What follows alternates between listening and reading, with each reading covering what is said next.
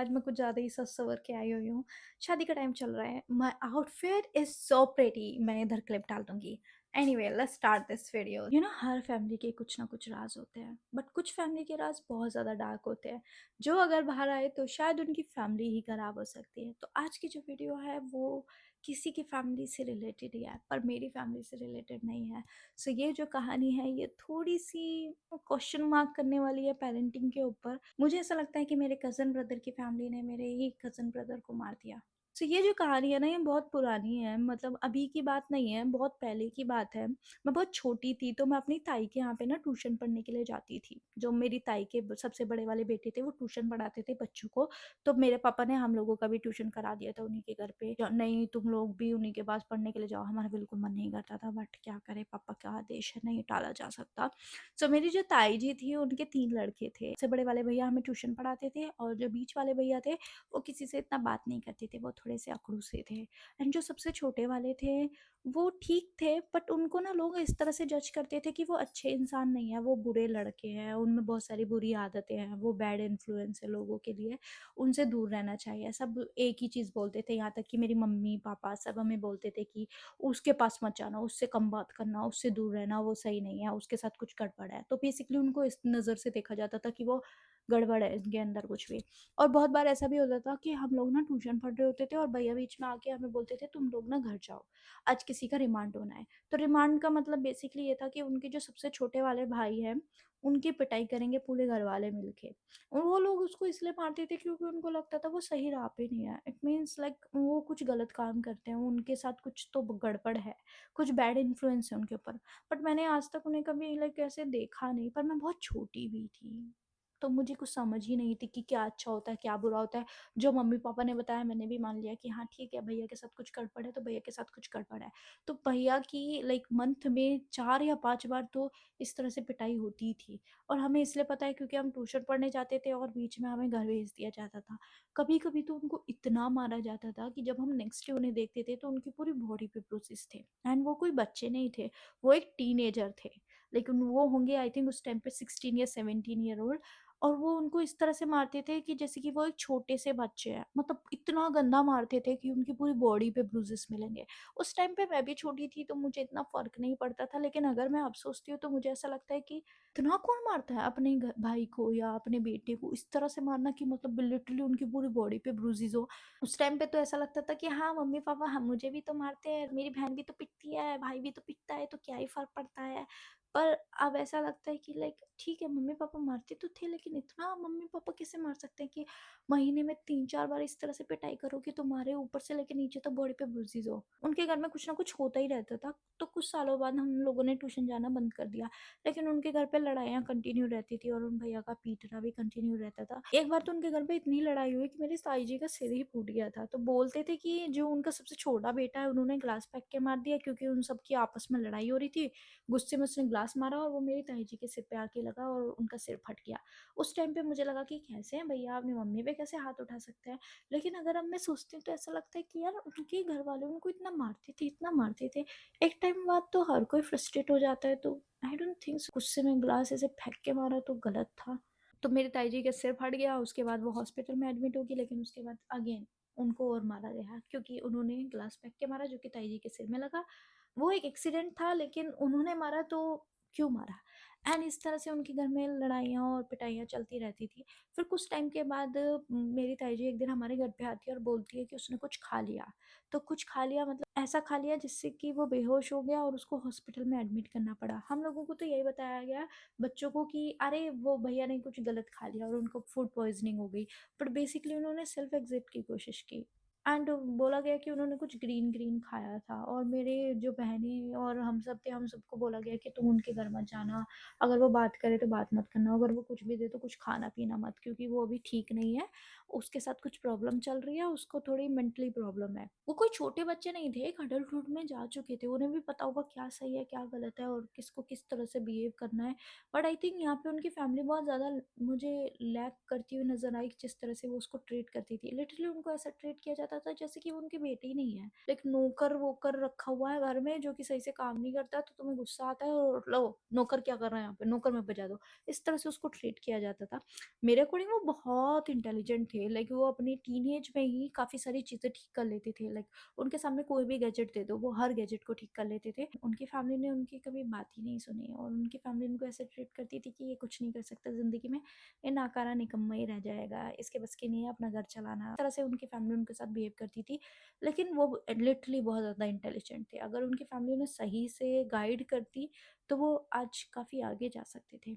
Anyway फिर एक time बाद हम सभी की फैमिली में गैदरिंग हुई, क्योंकि बहुत सारी चीज़ें हो रही थी एक साथ-साथ, तो पूरा you can say that panchayat रखी गई घर में।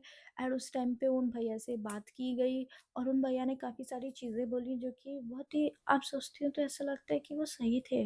मतलब हम लोग कितना गलत ट्रीट कर रहे थे। तो वो बोलते थे कि उनकी फैमिली उनकी बात ही नहीं सुनती है, कोई उनको समझना ही नहीं चाहता है, कोई प्यार ही नहीं करता उनसे, कोई प्यार से बात तक करना पसंद नहीं करता। सब उनको ऐसे ट्रीट करते हैं कि जैसे कि वो कुछ है ही नहीं उस घर में।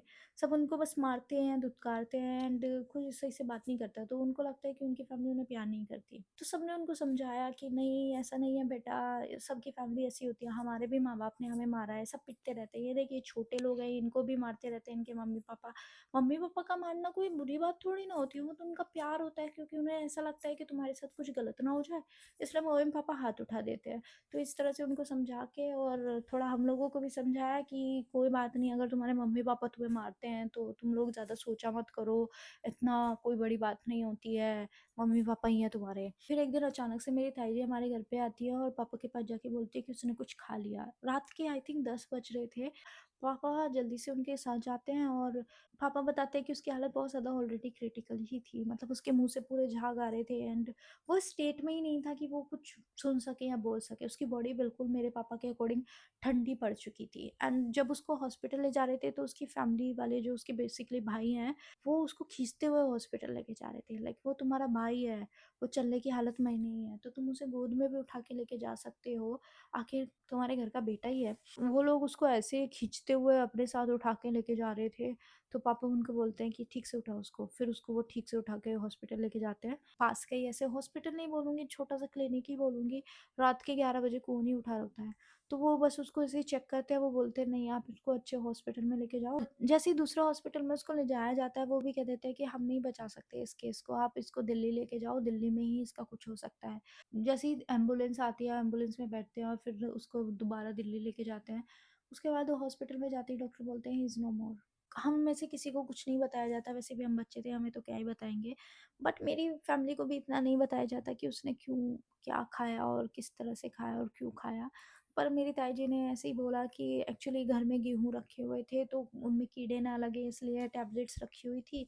शायद इसने वो गुस्से में टैबलेट्स खा ली, क्योंकि घर में लड़ाई हो रही थी, इसको गुस्सा आ गया, टैबलेट उठा के खा गया। पर मुझे अभी भी लगता है कि मतलब लाइक उन्होंने टैबलेट खा ली और इनके घर में से किसी को पता ही नहीं चला। अजीब था थोड़ा-सा। मैं ये नहीं कहूँगी कि उसको उन्होंने मारा, पर एक तरह से उन्होंने ही मारा। कौन बच्चा इतना सह सकता है? लाइक उसकी फैमिली हर आए दिन उसको ऊपर गुस्सा करती है, उसे प्यार नहीं करती है, उसको इतना गंदा ट्रीट करती है। जब मन करता है मार देती है और इतना गंदा मारती है कि उसकी ऑल ओवर बॉडी पे ब्रूजेज़ होते हैं। तो मुझे लगता है कि उनकी डेथ में एक्चुअली उन्हीं की फैमिली का हाथ था। जस्ट इमेजिन तुम एक ऐसे फैमिली में आ चुके हो, ऐसे फैमिली में बोर्न हो गए हो जहाँ पे तुम हुए ही क्यों बोर्न, तुम हर दिन ये सोचते हो, तो एक ना एक टाइम बाद तो तुम सोचोगे ही ना कि मैं यहाँ से सेल्फ एग्जिट कर जाऊँ। तो मुझे ऐसे ही लगता है कि उनकी जो डेथ है वो उन्हीं की फैमिली की वजह से हुई है। उस टाइम पे तो मैं भी उन्हें गलत समझती थी, क्योंकि मैं अपने पेरेंट्स की सुनती थी। लाइक मेरे पेरेंट्स ने बोला कि ये सही नहीं है तो मुझे भी लगेगा ये सही नहीं है। लेकिन अगर अब हम बैठते हैं सब और सब मिल के बात करते हैं तो ऐसा लगता है कि वो कभी गलत ही नहीं थे। गलत तो उनकी फैमिली थी। उनकी फैमिली उन्हें अच्छे से समझ ही नहीं पाई और ट्रीट नहीं कर पाई और सारा ब्लेम एक्चुअली उनके ऊपर डाल दिया कि वो सही नहीं है।